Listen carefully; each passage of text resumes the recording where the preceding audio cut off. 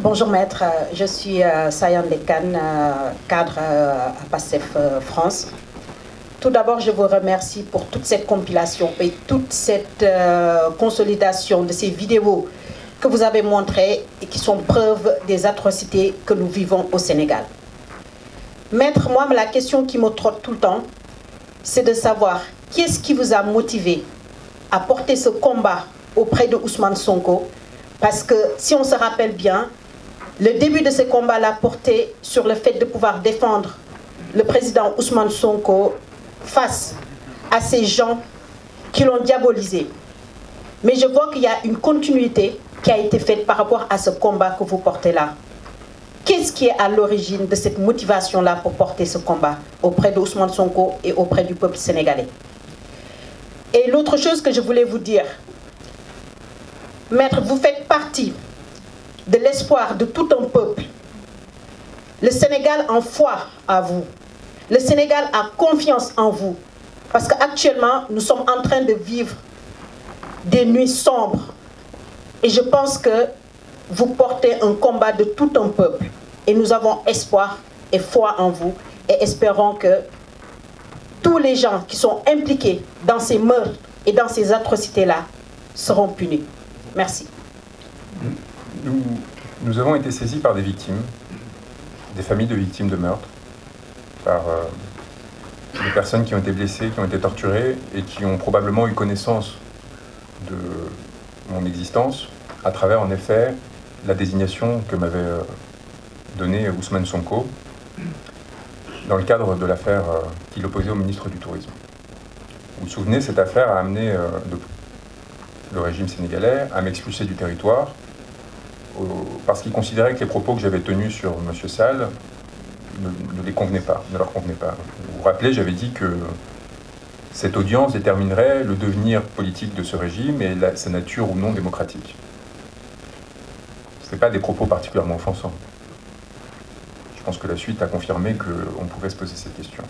Elle m'a valu une expulsion par des hommes en armes et elle m'a valu la reconnaissance d'un certain nombre de citoyens sénégalais qui ont donc décidé de me saisir pour cette procédure. C'est en leur nom que l'on agit aujourd'hui, en ayant parfaitement conscience qu'une grande partie des victimes dont il est question aujourd'hui sont en effet des membres de l'opposition et ont été ciblés parce qu'ils étaient membres de l'opposition et sont victimes d'une répression qui est avant tout politique. Mais nous le faisons aussi pour celles qui ne le sont pas, politisées, parce qu'il y a eu beaucoup de personnes qui ont été victimes par ricochet, comme on dit, qui ont subi ces violences alors qu'elles n'avaient aucun rôle politique quelconque, mais aussi plus généralement pour la possibilité qui doit être offerte au peuple sénégalais de se déterminer lui-même. Ce que nous cherchons à éviter par tout moyen, c'est que la violence devienne un instrument du politique, que la violence permette, d'une façon ou d'une autre, de se perpétuer au pouvoir au détriment de la souveraineté populaire. Cette question des crimes contre l'humanité n'est pas une question qui est favorable à M. Sonko ou à un autre dirigeant politique. La seule conséquence de ces procédures, c'est une protection accrue du peuple sénégalais, y compris de personnes qui sont d'opinions différentes à celle du PASTEF et de M. Sonko. Et c'est pour ça qu'elle est particulièrement importante.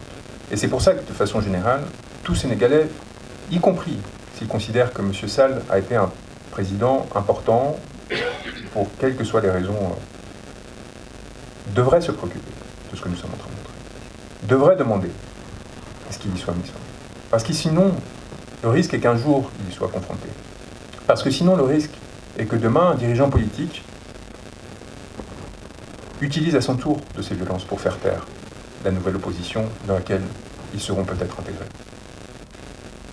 Et à mon sens, il ne s'agit pas du tout d'un combat politique, mais d'une façon de rendre aux Sénégalais une part de leur souveraineté, en leur offrant les instruments qui sont les nôtres, qui nous ont permis, à travers mon parcours, à travers les moyens qui nous ont été donnés, du fait de la vie que j'ai eue, leur rendre de façon traduite en droit international pénal des instruments qui leur permettent de mettre fin à l'impunité, s'ils le souhaitent, et selon les modalités qui seront les leurs.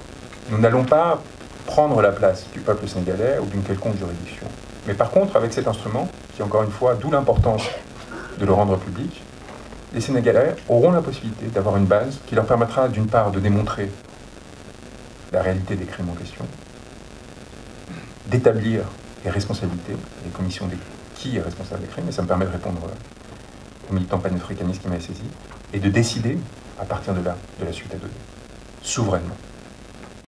Qu'il n'y avait pas de poursuite suffisamment sérieuse pour considérer qu'en effet il était temps de saisir la CPI, et à partir de là, nous avons simplement restitué ce travail. Nous considérons que le politique est souvent fait de violence, que c'est quelque part une donnée universelle, que l'on n'arrivera pas à éteindre. Nous espérons simplement, à notre mesure, essayer d'éviter qu'elle se généralise trop rapidement et tenter d'ouvrir une fenêtre par laquelle une situation plus apaisée pourra se développer au Sénégal. Je pense que les chancelleries occidentales, qui se montrent d'une complaisance assez merveilleuse à l'égard de Macky Sall, devraient concevoir les risques qu'il y aurait à laisser ce pays s'effondrer sur lui-même. Eux qui sont si inquiets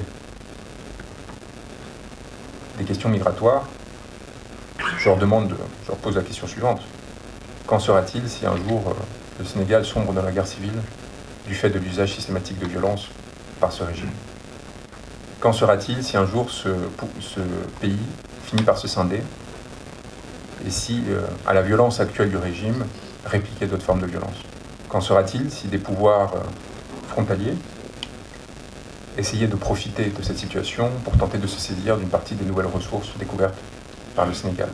Ce sont des questions très sérieuses et je les invite à sortir du court terme, qui consisterait à penser qu'il vaut mieux protéger et couvrir le régime actuel plutôt que d'essayer sincèrement de mettre fin à l'impunité, parce qu'on ne sait pas ce qui viendra derrière, on ne sait pas quelles pourraient être les conséquences, et en réfléchissant à moyen terme, à se rendre compte de ce que la normalisation et la naturalisation de la violence au sein d'un territoire qui jusqu'ici avait été particulièrement remarquablement stable comme le Sénégal, pourrait impliquer comme conséquence sur l'ensemble de la sous-région et plus largement dans nos territoires.